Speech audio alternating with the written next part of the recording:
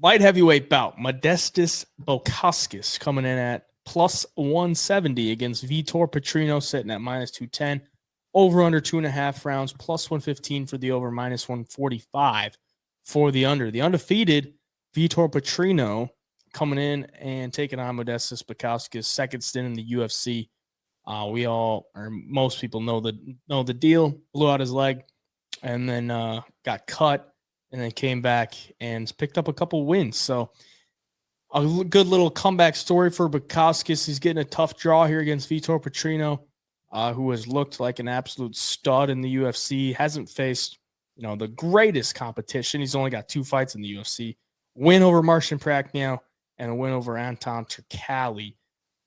So going into this one, the main thing that I'm looking at is like Vitor Petrino has big power on the feet, but it seems like in his last 2 fights, like he wants to prove that he's an all-around type fighter. He's looking more for the grappling.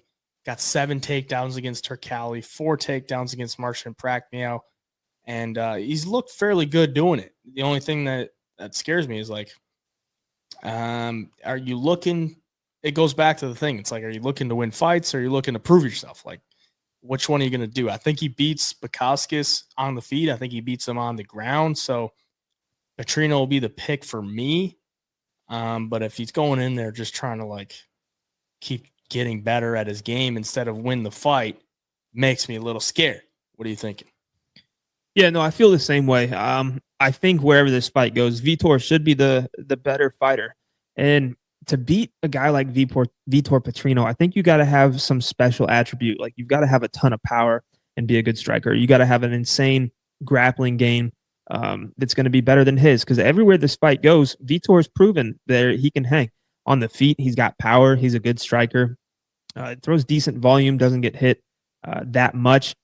But against like Anton Turkalj, who's a good grappler, he was taken down 5 times, but he worked back up to his feet each time and even landed 7 takedowns of his own, ended up getting the decision win, and just showing like, if you're getting taken down 5 times and you're getting 7 takedowns of yourself in the course of 3 rounds, like, your cardio's got to be at least somewhat good.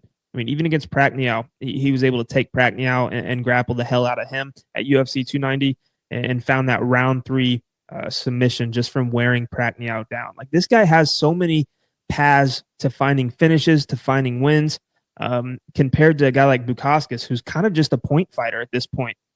Beat Zach Pauga in a close fight. It's kind of just looked like a sparring match in there. Same thing with Tyson Pedro. Looked like a sparring match in there. Tyson Pedro was able to land a couple of takedowns on Bukauskas, which is another reason that leads me to believe that if Petrino wanted to, he's going to be able to grapple with Bukauskas as well. So, in Bukauskas' first stint in the UFC, he gets TKO'd by Jimmy Crute.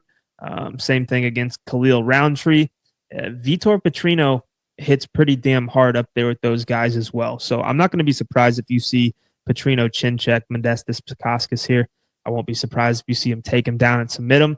I won't be surprised if you see him just mix everything in there for 3 rounds and get a decision win either. So, yeah, I'm going to be taking Vitor Petrino here. I think it's a great parlay piece, if I'm being honest. I just don't see Bukauskas having the power to come out here and put Petrino out. And if you can't do that, Petrino's probably going to beat you. Yeah, Petrino he looks like an absolute unit. Like, the dude is huge, and doesn't have a lot of fat on him. So I think Bukauskas, he's had a couple close fights in his second stint that like aren't super impressive. Like, Tyson Pedro had those health issues going into the fight. Looks like a good win, but I just don't think Pedro was really there that night. And then the close fight against Pauga, it's not a ton that I can really look at and get invested in as far as like trying to take a dog shot here. So I think Petrino wins. And I honestly don't hate the price either. I mean, minus 210, I would have expected him to be a little bit higher in this fight. So, yeah, I'll take him.